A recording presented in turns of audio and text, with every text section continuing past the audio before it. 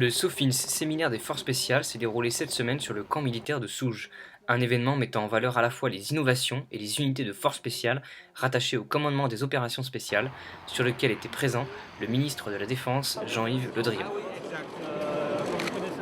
Innovation, développement, acquisition. Voilà l'enjeu de ce salon. Mesdames et messieurs, les forces spéciales sont désormais un élément clé et reconnu de notre stratégie militaire.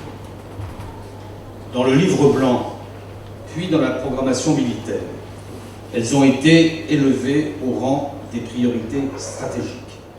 Les dernières expériences opérationnelles et les nécessités de la lutte contre le terrorisme ont déjà conduit à renforcer certaines capacités dans le domaine de l'imagerie aéroportée notamment. Elles ont aussi placé les forces spéciales au cœur d'un réseau interservices auquel j'attache une grande importance.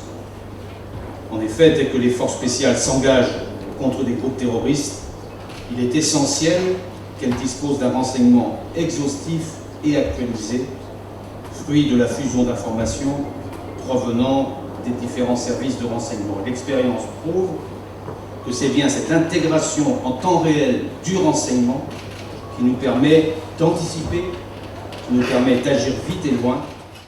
Les nageurs de combat des commandos marines mettent en œuvre des moyens particuliers pour s'infiltrer ou s'exfiltrer par voie nautique. Le propulseur sous-marin figure parmi les moyens qui leur sont dédiés.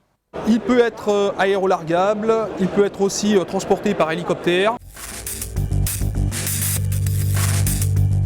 Cet engin peut se réduire en taille puisque tout l'arrière rentre dans la partie supérieure de l'engin, la partie navigation. Le nageur bénéficie alors d'un système de circuit fermé pour évoluer en toute discrétion. Donc ça c'est un appareil Frogs, appelé Frogs. Donc c'est un appareil à circuit fermé. Le principe de cet appareil, c'est de capturer le CO2 et de rester en oxygène pur.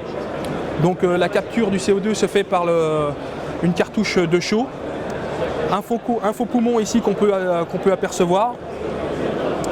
Et c'est un circuit en fait, j'aspire, je prends de l'air à 100% oxygène dans le faux poumon, je recrache dans la cartouche de chaux, la chaux fixe le CO2 et revient dans le faux poumon.